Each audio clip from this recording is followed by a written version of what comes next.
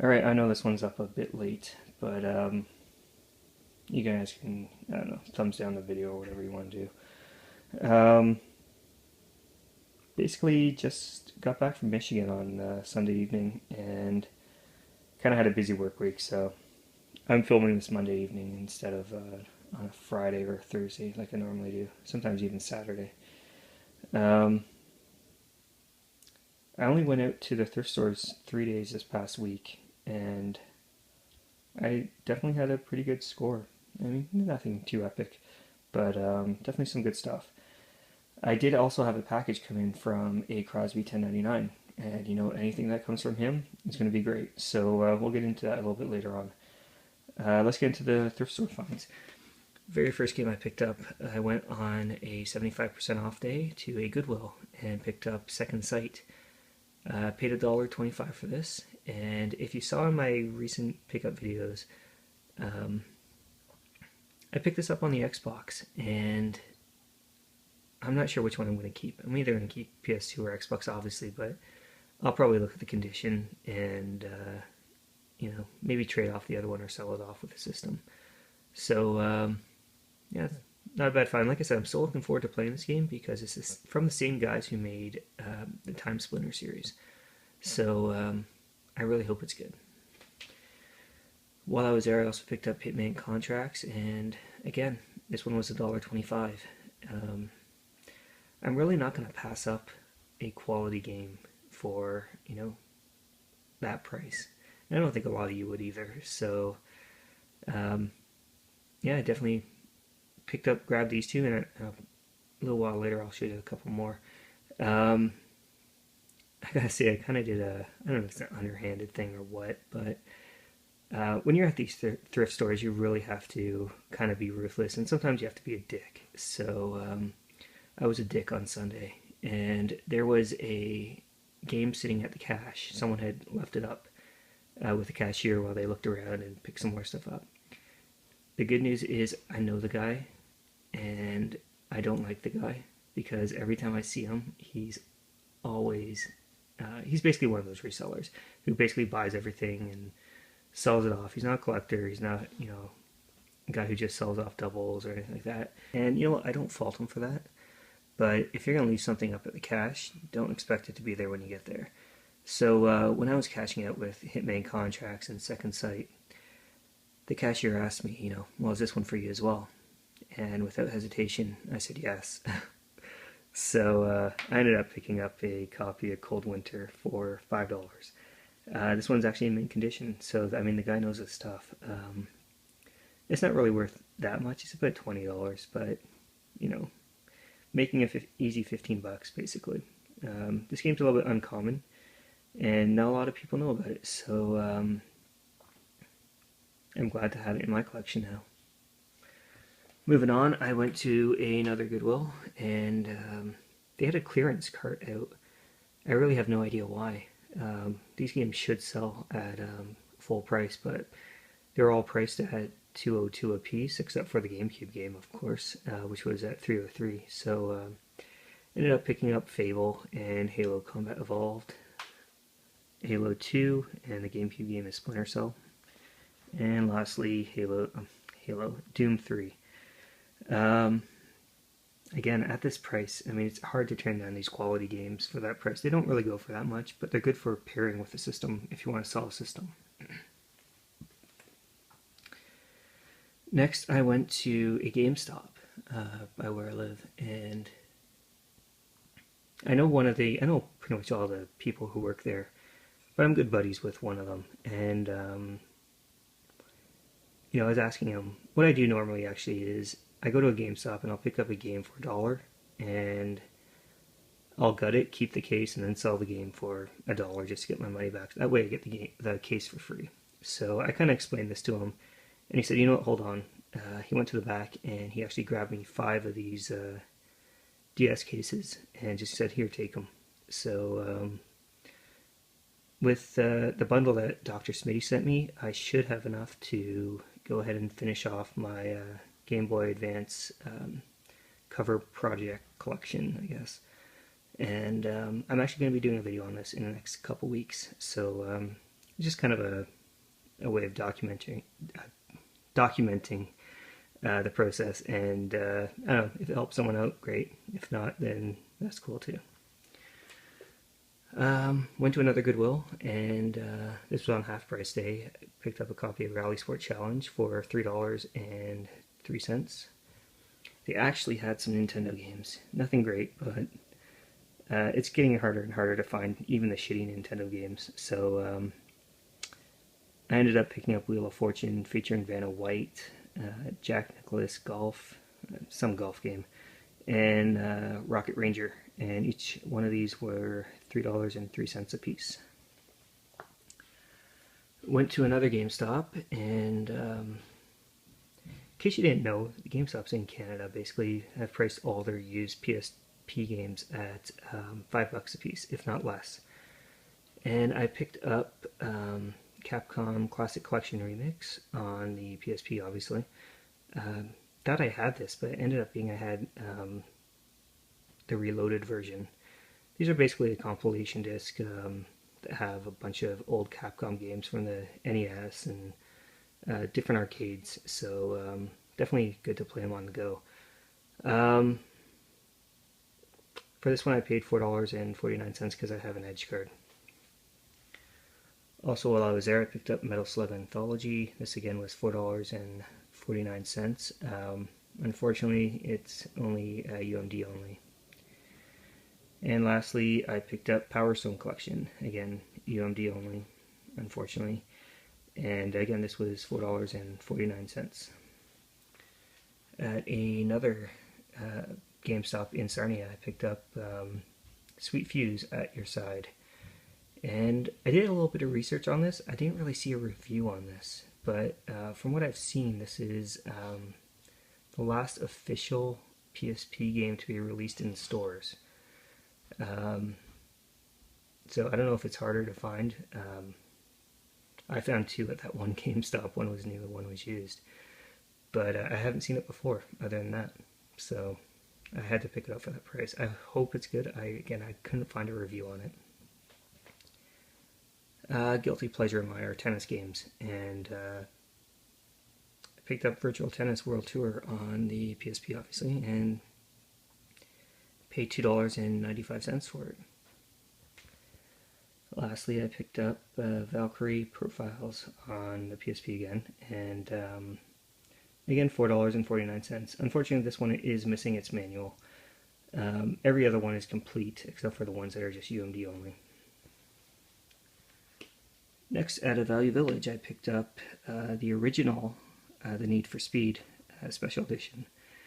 And this is the actual very first Need for Speed game ever to be released. And I remember my buddy playing this on his computer and just kind of, making me watch him play. It was never any fun, but he always seemed to enjoy it. So now, I get to enjoy it. So I don't think I've ever played this. I've just been watching him play for the last, few years. And, when I was a kid anyways. Anyways, I picked this up and it was $2.99. Last pickup at a thrift store, I went to Lee's, and this Mad Catz PlayStation 2 steering wheel, which is also compatible with the PS1, was sitting there, and it was $13. And I kind of looked at it, and it was in good condition and all that, but I have the Xbox One. I never even used it, so I kind of left it there. And then you're probably thinking, well, why is it in your house? I went back on half price day, and it was still there for $6.50. Unfortunately, it wasn't in as good a shape as when I first saw it, but I guess a lot of other people were opening it up and checking it out and all that, and they kind of damaged the box. So again, I picked this up for $6.50. So those are the thrift store and GameStop finds, and let's load up the table again, and I'll show you what A. Crosby sent me. Alright, so before getting into the two packages that A. Crosby 1099 sent me, and as you can see, I've already opened them up. I really couldn't wait. I was kind of excited to receive these items. So, but before I get into them, I've been asked this before. How do you know A Crosby 1089? He lives in Phoenix. I live in Toronto. How the hell do the two of you know each other? Because I definitely I talk about him a lot in my videos, and I know occasionally I'll talk about me in his videos.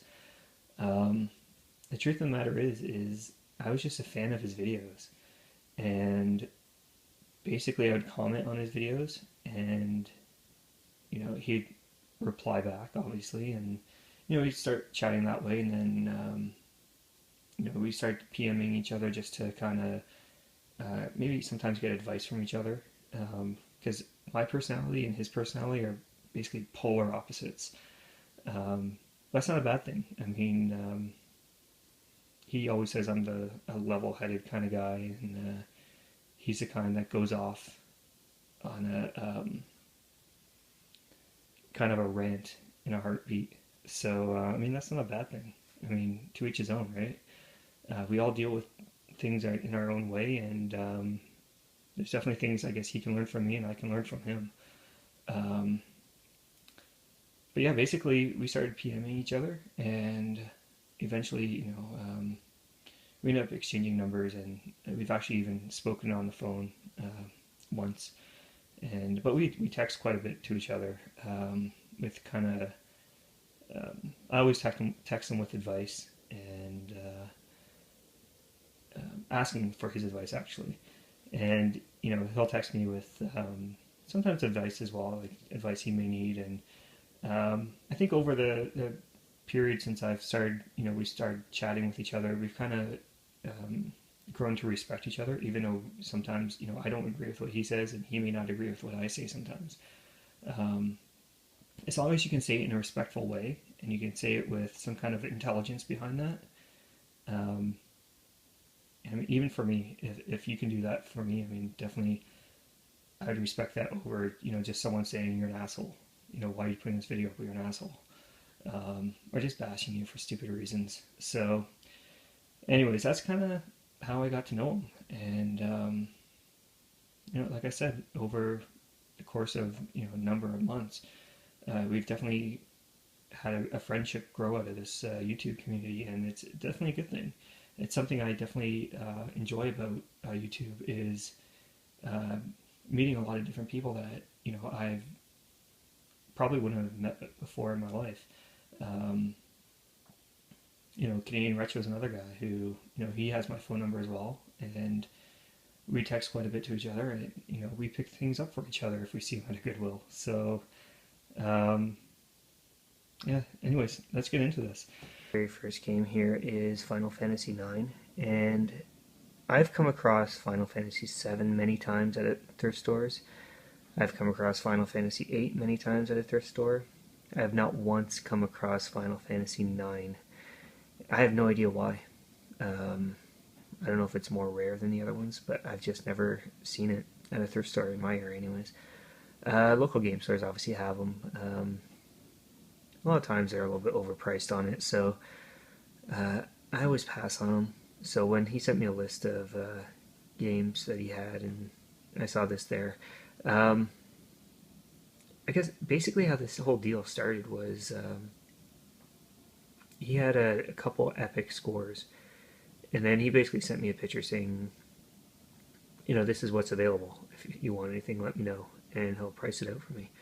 So when he sent me a picture of this and all these other games here, I jumped on them all. So he did send me a couple more, but just some other ones I really wasn't interested in. So next up is The Legend of Dragoon, and if you saw my PS1 not pickup video, my PS1 collection video, you saw I had a greatest hits copy, and I really hate greatest hits copies, especially if I can upgrade cheap. So my copy is also missing the manual. So when he said this was complete in good condition and it was black label, there's no way I was going to turn it down. Next up, Xenogears. I have a story behind this one because I have seen this only once at a thrift store. Never seen it at a pawn shop. I have seen it at video game stores. The one actually that I go to quite often, they have two copies sitting there. One's a greatest hits and one's a black label, and both of them are priced at $69.99. Um, if you look on eBay, if you look on video game price charts or whatever that website's called, um, you'll see that's way overpriced. That's more than double than what the game goes for. So it's been sitting there for over a year, and that's the reason why. So, anyways, the one time I did see this at a thrift store, it was a greatest hits copy. I remember this day exactly, just because it was one of the first times started going to these thrift stores, and I see Xenogears sitting on the shelf, and it was at a Value Village, and I pulled it down off the shelf. I opened it up. All discs were missing. Well, the two discs were missing. Um, I was pissed. This is one of those games I was looking for. So when I saw both discs were missing, I was pretty upset. The manual was in there. Everything was in there, but the discs. And I think it was priced at around $4. So really, this game's worth well above $4. So if you can't spend $4 on this game, fuck man, it's $4. It's not going to break the bank. So I don't know what goes through these thieves' minds, but they just see an expensive game and go, "Oh, I'll take the discs and I can get full price for it." I don't know. I don't know what goes through their head. But I was pretty upset that day, and never seen it at a thrift store since then. So I was, glad when he offered it up to me. So it's another one off the list. Moving on, Ranger X, and if you saw in his recent video, his buddy Jeff sent this to him, and basically all he needed was the manual. So he offered this up to me, and I jumped on it. Next is Grandia 2, and again, I know this is an RPG. I know it's a pretty popular one, but I've never played a Grandia game, so I will be giving this a go at some point. And the very last one that A. Crosby sent me was Mega Man X on the Super Nintendo. Obviously, there's a little bit of damage to the label, and I was well aware of this prior to purchasing the game off him. He sent me many pictures of everything, and he even sent me videos, so just outlining the condition of the discs and all the games. So, I was well aware that this game here was pretty beat up, and the price he gave it to me, he basically gave it to me at cost, actually even below cost. So, I definitely appreciate it, and I really want to play this one. This is I grew up with Mega Man, but I never owned a Mega Man game up until the PS2. So I'm excited to play this. The ones I played on the NES way back in the day, I beat them all, but I just never owned it. It was always a buddy's copy that I was playing. So, it's one of those things where, when you're younger, you only have a certain amount of money, and you end up trading games and, sharing games with friends and all that kind of stuff, just so you can play more games. Never did play this one, though. I was a Genesis guy, so I never had a Super Nintendo. And, after, getting into my adult years, I kind of started discovering the Super Nintendo, but to this day, the Genesis is my system of choice for that era. So, anyways, those are the pickups, and those are the video games that A. Crosby 1099 sent me. Thank you very much, buddy, for sending this to me, and what I'll do is I'll leave a link to A. Crosby 1099's channel down below. Check him out. If you're not subscribed to him, check him out, see if he's for you. He's not for everybody, but he definitely puts out really good videos, really entertaining videos too. So until next time, take care.